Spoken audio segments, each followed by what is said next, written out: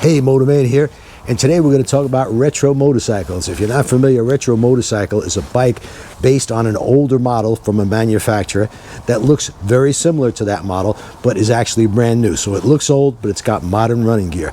And I'm going to pick a winner out of about, I don't know, I think 5 or 6 that I've ridden, and probably 3 or 4 of which I've actually owned. So I'm going to tell you what I think is the best. That's just my opinion. Your opinions may differ, and that's why we have the comment section below, so you could say whatever you'd like. So take a look. I think you'll enjoy this. All right, we'll start with the Kawasaki Z900. This happens to be one that I owned. I liked the bike, had a good ride, lots of power, handled very well, even a nice plush ride, and looks very much like the original. In fact, if you didn't notice the radiator on it, you would think it was the actual Z900 from, well, I think it was the late or early 70s. There it is right there, the early 70s model. The only problem I have with this bike, and I have the same problem with a lot of 4-cylinder motorcycles, is you get a high frequency vibration. It's not a lot of vibration, but it's high frequency, goes through the grips, and it would tend to put my hands to sleep. So I didn't keep the bike very long, but it was an excellent motorcycle for the vast majority of people, and they sell for about $12,800, start around there up to $14,000. And if you're looking for a really cheap retro motorcycle, this is the Royal Enfield. It's a 350, got about 20 horsepower, single cylinder. It's not a bike that you're ever going to take out on the highway, but if you just want to ride around the city, yeah, they're fine for that purpose. And like I said, pretty cheap, around $5,500. They also have a 650 model, and yeah, these bikes will do 70 miles an hour, but they don't compare to the Japanese 650 bikes. But again, pretty cheap, around $7,000, $7,500. And of course, here's the new Indian Chief Vintage. And talk about retro, this really, I mean, you can't get much more retro than this.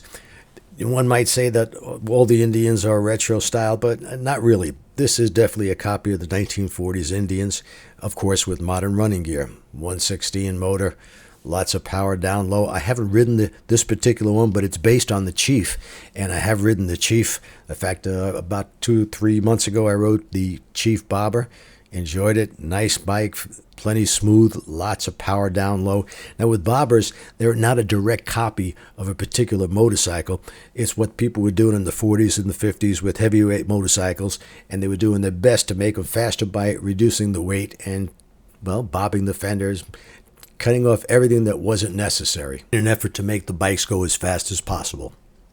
Now, people may argue that all Harley-Davidsons are retro bikes, and that may be true, but I wanted to keep this review on motorcycles $20,000 or under. So this is the Street Bob. It is a bobber, aptly named the Street Bob.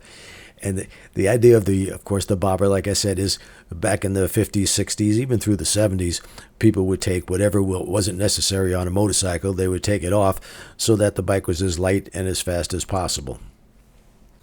And next we've got Triumph, which is probably the king of the retro models. In fact, they have 6 different bikes in their classic collection. This, what you're seeing right here, is the T100 Icon Edition. It's a 2025 model. Their retro started about 11.5 and go up to 14.7. Now here's a 65 model, and as you can see, it looks very similar to the latest Bonneville models. And of course, modern running gear on these bikes, so far superior to anything you had in the 60s or the 70s. And my favorite of them is the Bobber, the Bonneville Bobber, and this is again the Icon Edition 2025 model. Just a beautiful bike from every angle. It screams nostalgia and retro.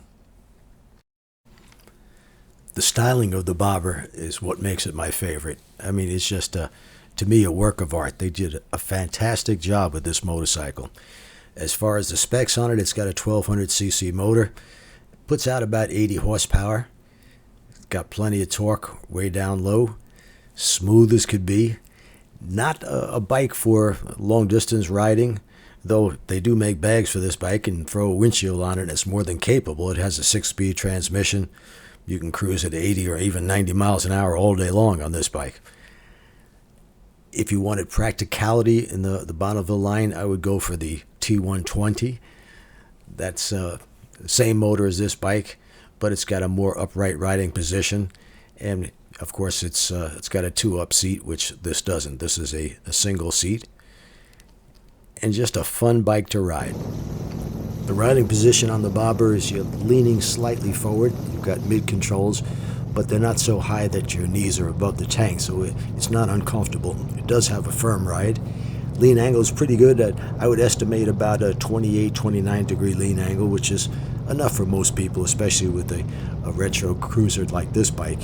And just be prepared, if you get one of these, anytime you stop, people want to ask about it. They think it's a 1940s motorcycle. They really don't know what it is, but they see the name Triumph on the tank, and they got a lot of questions. So be prepared to be admired by people, and you park this next to any other motorcycle, people are going to gravitate to this particular bike, that's for sure.